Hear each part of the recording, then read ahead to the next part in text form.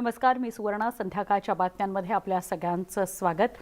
संवाद यात्रा आपण न्यूज 18 लोकमतवर पाहिली. त्यानंतर आपण दिवसभरातल्या काही महत्त्वाच्या बातम्या या बुलेटिनमध्ये बघूयात. सुरुवातीला कोरोना संदर्भातली बातमी आहे. राज्यात पुन्हा एकदा कोरोनाचे रुग्ण बघायला मिळत आहेत. दिवसेंदिवस रुग्णांची संख्या वाढतीये, त्यामुळे थोडी चिंतेची बाब आहे. जुलैमध्ये चौथी लाट येईल अशी शक्यता सुद्धा काही तज्ज्ञ व्यक्त करतायत. त्यातच आता वाढत्या रुग्णांची संख्या बघता काळजी घेण्याची गरज आहे.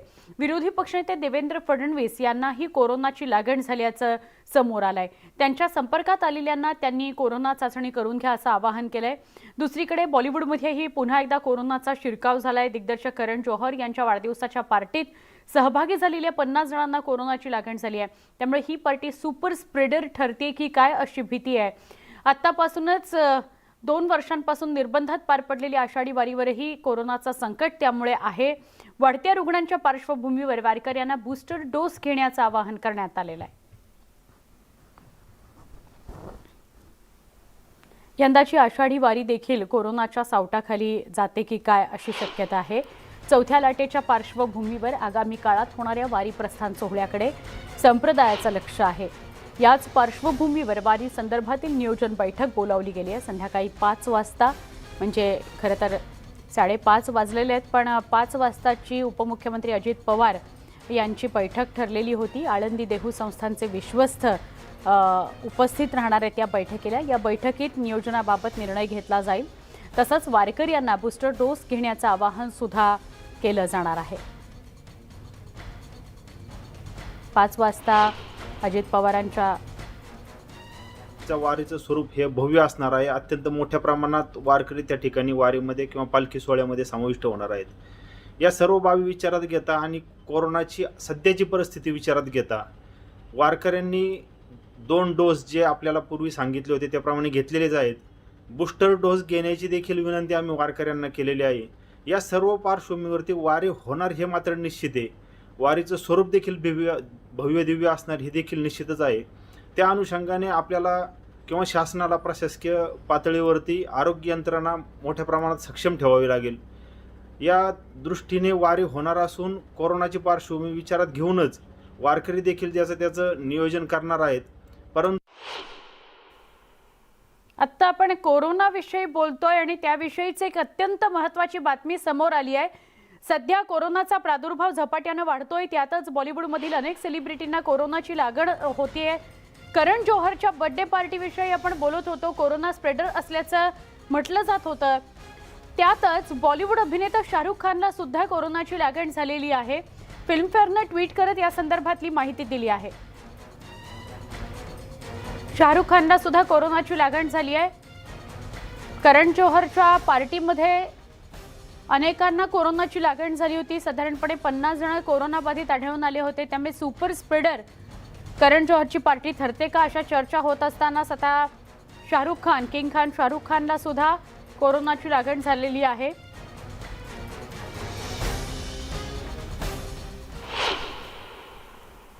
इतरही बातम्यांकडे वळूया. उचलीच्या पैशाच्या कारणावरून ऊसतोड मजुराचं अपहरण झालं. त्याला बेदम मारहाण करण्यात आली. असा व्हिडिओ नातेवाईकाला पाठवत पैशाची मागणी केल्याचा धक्कादायक प्रकार बीडच्या वडवणीमध्ये उघडकीस आलाय. या प्रकारामुळे खळबळ उडाली आहे. ऊसतोड मजुरांच्या सुरक्षेचा प्रश्न त्यामुळे ऐरणीवर आलाय.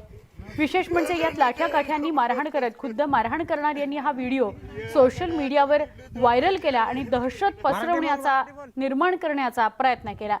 या प्रकरणी पीडित ऊसतोड मजुराच्या पत्नीच्या फिर्यादीवरून वडवणी पोलिसात गुन्हा दाखल करण्यात आला.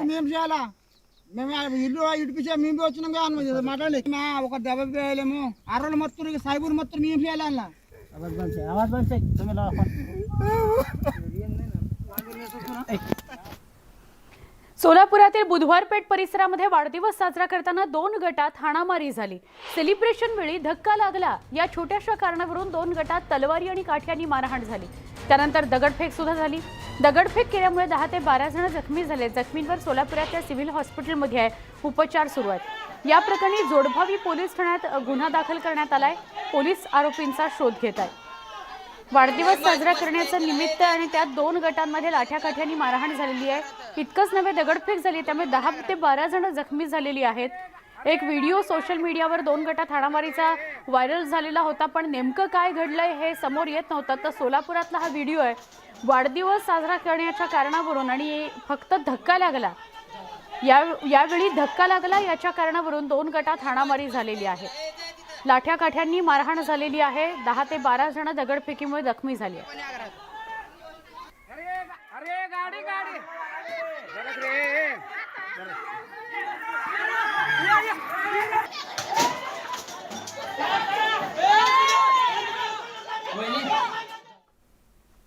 सोलापुरातीलच विजापूर रोडवर टोल नाक्यावर एका टोळक्यानं धुडगूस घातला. टोळक्यानं तलवार काठ्यांनी टोल नाका फोडला. धक्कादायक बाब म्हणजे या टोळक्याचा म्होरक्या हा SRPF कॅम्पमधील एक पोलीस कॉन्स्टेबल होता. हा हेड कॉन्स्टेबल गाडी टोल नाक्याजवळ येताच ID दाखवून टोल न देता निघण्याचा प्रयत्न करत होता. मात्र टोल कर्मचारी ID तपासू लागले. याचा राग मनात धरून त्यानं आपल्या साथीदारांसह इथं तोडफोड केली.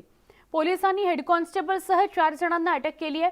या तोडफोडीत टोल नाक्याचं मोठं नुकसान झालेलं आहे. में देखो मेरा ID कार्ड खींच देना है, ऐसा करके वो एक शिफ्टिंग चार्ज को मारा है। मारने के बाद हमारा बंदा सभी लोग को बंदा आके चुरा ये मारना मत करके ऐसा ऐसा बोला। फिर वो सभी लोग को कितना आदमी को टोटल उन लोगों को 6 आदमी है, 6 आदमी लोग को आके सभी लोग को मारा है। फिर भी ये क्या बोलते स्टिक नहीं है, ये तलवार लेके वो निकाल रहे, सभी लोग भाग रहे हैं। भागने के बाद उधर भाग के पीछे वो भागने के बाद सभी लोग को डर लगे। डर लगने के बाद हमारा आदमी क्या किया, ऑफिस में इधर ऑफिस आके सेव करने के लिए इधर आया। इधर आके पूरा फायर एक्सटेंशन का पूरा ये निकाला है। फिर हम लोग का ग्लास टूटा है और हमारा बायोमेट्रिक का वही निकाला है। पुढच्या बातमीकडे वळतोय. मध्यरात्री पत्नीचा गळा दाबून खून करून घरामध्ये दरोडा पडल्याचा बनाव पतीनं केला. हा सगळा प्रकार घडलाय बीडमध्ये. घरामध्ये लहानशा कारणावरून झालेल्या वादाचं पर्यवसान पत्नीचा जीव घेण्यापर्यंत केलं. ज्योती आबूज असं महिलेचं नाव आहे. तिचा मृत्यू झालेला आहे. दिनेश आबूज असं आरोपीचं नाव आहे. आरोपीचे आईवडील चारधाम यात्रेकरता रवाना झाले. त्यानंतर घरगुती वादातून त्यानं आपल्या पत्नीला संपवलं. मात्र त्याचा हा बनाव पोलिसांनी समोर आणला आणि त्याच्या मुसक्या आवळल्यात. परिस्थिती पाहणी करता थोडं संशयास्पद गोष्टी आढळून आल्या. तर त्यामध्ये स्त्रीचा जो पती आहे त्याच्याकडे इंट्रोगेशन केल्यानंतर त्याने स्वतः काही घरगुती वादातून त्या महिलेचा खून केलेला आहे आणि त्यानंतर त्याने तो पोलिसांसमोर चोरी झाली आणि चोरांनी माझ्या पत्नीचा खून केला असा बनाव रचला होता. परंतु तपासामध्ये तो खून त्या महिलेच्या पतीनेच केलेला आहे हे निष्पन्न झाले. फायनान्स कंपनीच्या अरेरावीची आणखी एक घटना बदलापुरात समोर आली आहे. यातून एका तरुणावर जीवघेणा हल्ला झाल्याचं समोर आलंय. बदलापुरातील नितीन मोरे या तरुणानं व्यवसायाकरता मनबा फायनान्सकडून 2020 साली 40,000चं कर्ज घेतलं होतं. याकरता त्यांनी आपली दुचाकी तारण ठेवली होती. दरम्यान लॉकडाऊनमुळे हप्ते भरायला उशीर झाल्यानं फायनान्स कंपनीनं त्याच्याकडे तगादा लावला आणि फायनान्स कंपनीचा एक कर्मचारी नितीन यांच्या घरी येऊन त्यांना शिवीगाळ करू लागला. याच वेळी त्यांच्यामध्ये बाचाबाची आणि झटापट झाली. यातून फायनान्स कंपनीच्या त्या कर्मचाऱ्यानं नितीन यांच्या डोक्यात विटेनं प्रहार केला आणि तो पळून गेला. त्यामुळे नितीन यांना जबर दुखापत झालेली आहे आणि फायनान्स कंपनीच्या याच मुजोरीचं हे आणखी एक उदाहरण समोर आलंय. मनबा फायनान्सचा माणूस बघित त्याने मला अशी ट्रीटमेंट दिली. माझ्या दरवाजामध्ये येऊन बायकोने मी बाहेर गेल्यावरती मी मनबा फायनान्स मधून आलेलो आहे, तू तुझं लोन भरतो का नाही ते एवढंच सांग फक्त मला बस. मग मला मी काय करायचं ते करतो. डोक्याला असा मार लागलाय, मजबूत मार लागलाय. त्याच्यामुळे नंतर मला काय दवाखान्यात गेल्यानंतर मला माझ्या फॅमिलीकडून माहित पडलं का 5 काय 6 टक्के पडलेले. तू पहिला लोन भरणारच का नाही सांगतो. हे काय बोललं, पैसे आले का मी तुझा लोन चालू करतो. तर बोलतो नाही दिलं तर बोलतो तुला इट घालून इथंच मारेल म्हणतो. हे बोलतो डाको मारून मला. तर त्यांनी खरोखर लगा इट उचलून घातली आणि पुढं गेला आणि यांना लोटून दिला तिथनं पायरीविषयी आणि पळाला तो. प्रकृतीच्या कारणास्तव राज ठाकरेंना आपला अयोध्या दौरा तुर्तास स्थगित करावा लागला. पण असं असलं तरी मनसेचे नेते आणि कार्यकर्त्यांनी ठरलेल्या तारखेला म्हणजेच 5 जूनचा मुहूर्त चुकवला नाही आणि अयोध्येत दाखल झाले. मनसे अध्यक्ष राज ठाकरे यांनी अयोध्या दौऱ्याची घोषणा करताच त्यांना तिथल्या भाजपचे खासदार बृजभूषण सिंह यांनी विरोध केलेला. इतकंच नाही तर जोपर्यंत उत्तर भारतीयांची माफी मागणार नाही तोपर्यंत अयोध्येत पाऊल ठेवू देणार नाही असा इशारा बृजभूषण यांनी दिला होता. मात्र राज ठाकरेंनी आपल्या प्रकृतीच्या कारणास्तव आणि होणाऱ्या शस्त्रक्रियेमुळे आपला दौरा स्थगित केला होता.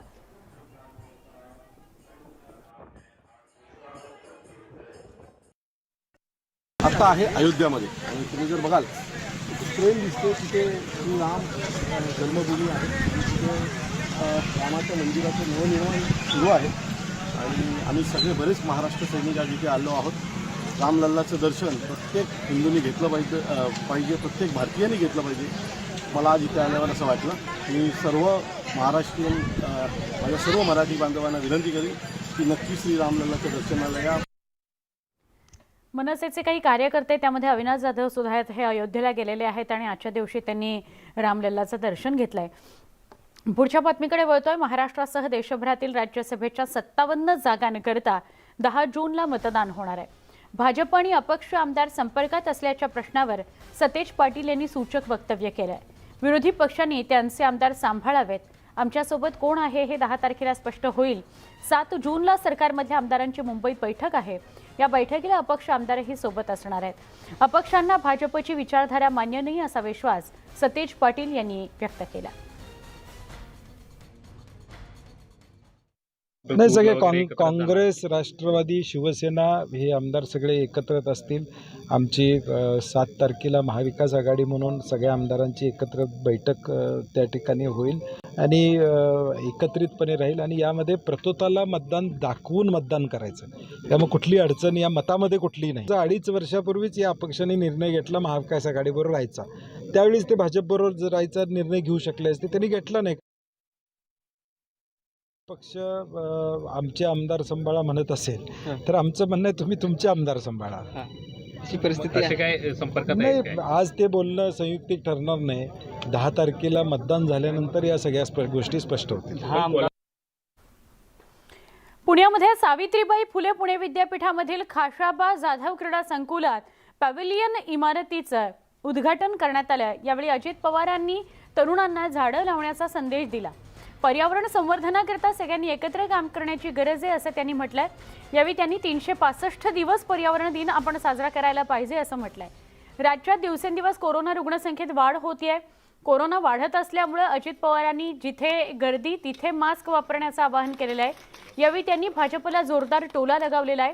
आम्हीही काही ताम्रपट घेऊन आलेलो नाही. उद्या आणखी कुणी येईल, परवा आणखी कुणी येईल, पण आम्ही आहोत तोपर्यंत कामं करत राहणार असल्याचं त्यांनी म्हटलंय.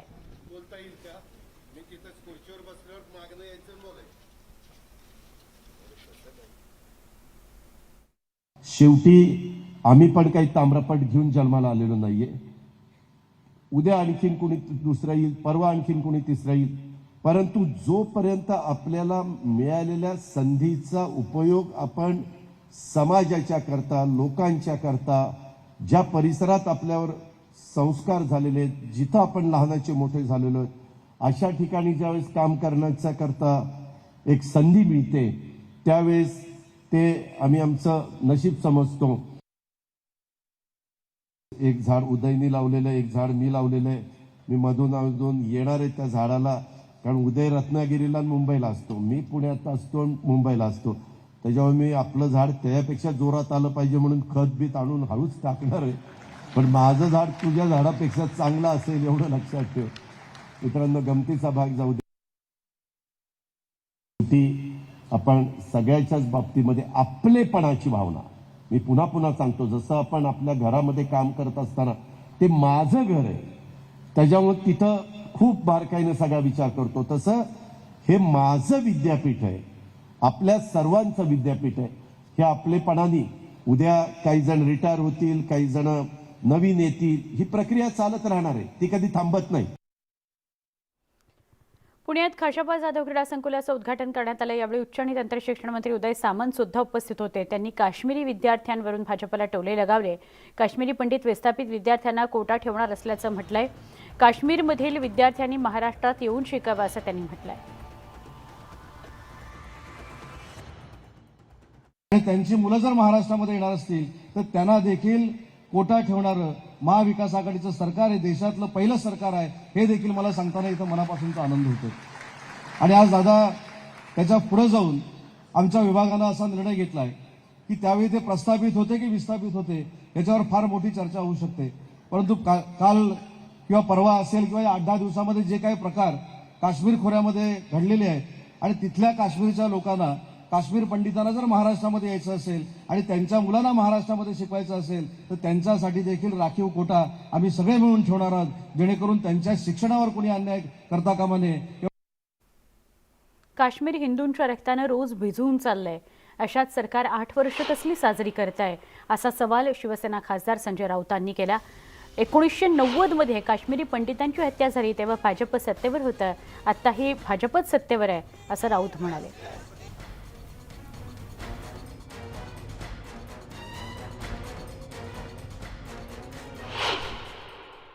8 वर्ष कसले साजरे करते. तिथे काश्मीर हिंदूंच्या रक्तानं भिजून चाललंय. रोज काश्मीरी पंडितांच्या हत्या होत आहेत आणि सरकार काय करत आहे तर काश्मीरी फाईलचं प्रमोशन करत आहे. काश्मीर फाईल सिनेमा आता पृथ्वीराजचं प्रमोशन करत आहे. हे सरकारचं काम आहे. तिकडे आक्रोश चाललेला आहे, लोकांचं स्थलांतर पलायन सुरू आहे. अत्यंत गंभीर परिस्थिती काश्मीरमध्ये आहे आणि सरकार भारतीय जनता पक्षाचं आहे, त्याच्यावरती एकही भाजपचा नेता तोंड उघडायला तयार नाही. तुम्ही ताजमहाल खालचं शिवलिंग शोधताय, तुम्ही ज्ञानवापी मशिदीचा खाली शिवलिंग शोधताय, तुम्ही हे वाद निर्माण करताय.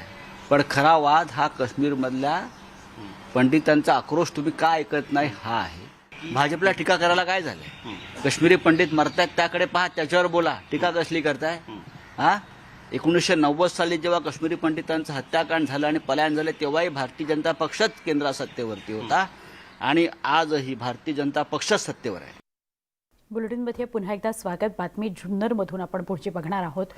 जुन्नर तालुक्यातील बेल्हे इथं एका विहिरीत बिबट्या पडल्याची घटना समोर आली होती.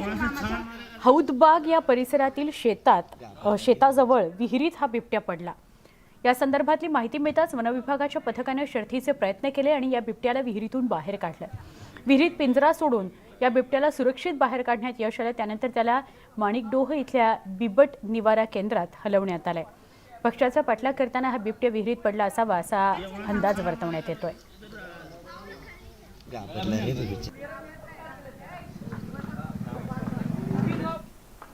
सांगलीमध्ये मगरींची दहशत बघायला मिळतेय आणि त्याविषयीचीच बातमी आपण बघणार आहोत. सांगली ते भिलवडी इथपर्यंत कृष्णा नदीच्या काठी नेहमीच मगरींचा वावर दिसून येतो. कसबे डिग्रस ते सांगलवाडी या परिसरात सकाळी अजस्त्र मगरीचं दर्शन झालं. आरबेन पुलाजवळ असणाऱ्या नदीकाठावर 13 फूट लांब मगर आढळल्यानं एकच खळबळ उडालेली आहे. नदीकाठी पोहण्याकरता गेलेल्या नागरिकांना ही मगर दिसली. यावेळी अनेकांनी या महाकाय मगरीला आपल्या कॅमेरामध्ये कैद केलं. 13 फूट लांब इतकी ही मगर आहे, महाकाय अशी मगर.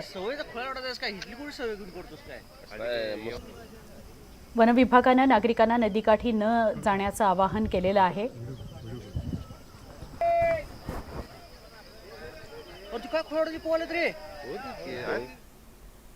चंद्रपूरच्या राजुरा शहरातील सोमनाथपूरमध्ये एका वानराच्या पिलाची वनविभागाच्या पथकानं सुटका केली. सोमेश्वर मंदिराजवळ एका वानराच्या पिलाचं तोंड भांड्यात अडकलं होतं. या पिलाच्या सुटकेसाठी वानराची टोळी जीवाचा आकांत करत होती.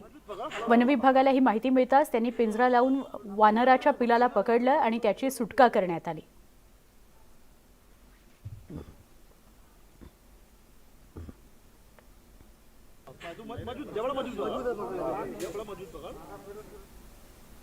सिंधुदुर्गातील केर भेकुर्ली इथं दुर्मिळ असा हम्प नोज्ड पिट वायपर हा साप आढळलेला आहे. हम्प नोज्ड पिट वायपर हा साप, या सापाला नाकाड्या साप असं सुद्धा म्हणतात. विषारी सापांमध्ये जगभरात हा प्रसिद्ध आहे. सिंधुदुर्गातील तिलारी परिसरातील गावात या सापाची पहिलीच नोंद झालेली आहे. या सापाला प्राणीमित्रांकडून नैसर्गिक अधिवासात सोडण्यात आलं.